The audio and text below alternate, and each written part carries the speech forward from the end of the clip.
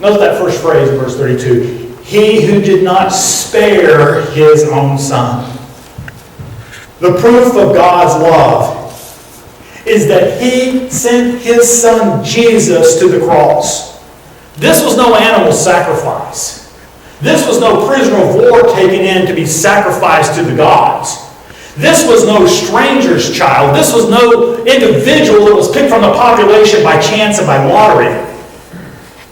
But this was the Son of God, the only begotten, the eternal co-equal with God. The grammar that Paul uses here is emphatic on the fact that this cost the Father immensely. It cost God so much. But gave him up for us all. We hold back those little things from God and they end up causing us so much grief. So much angst. Oh, God, my pleasure, my personal agenda, my sin, if I give this up away. God gave him up for us all. You see that phrase, for us? Literally that means for our benefit. It would not just that he gave him up for us, but he gave him up for our benefit. Do you know what? God didn't get a lot out of the transaction that occurred on the cross. It's not like that God got something that he couldn't make anyway. You know, if God wanted to, he could have wiped out the entirety of humanity and started all over with sinless people. It's not like that God somehow bought something with Jesus that he could not have gotten some other way. The benefit of the transaction of the cross was entirely ours. How will he not also, along with him, graciously give us all things? Since God has done the unspeakably costly and great thing for us, we can be confident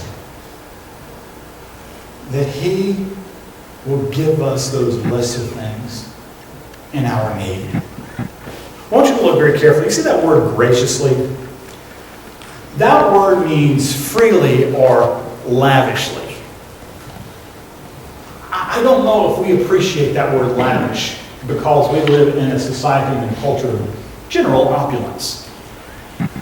But in the first century world, where life was hard, and where existence was sometimes hand-to-mouth, and where a great day was a day where you actually got to eat, and a bad day was a day where you knew you didn't eat today or tomorrow.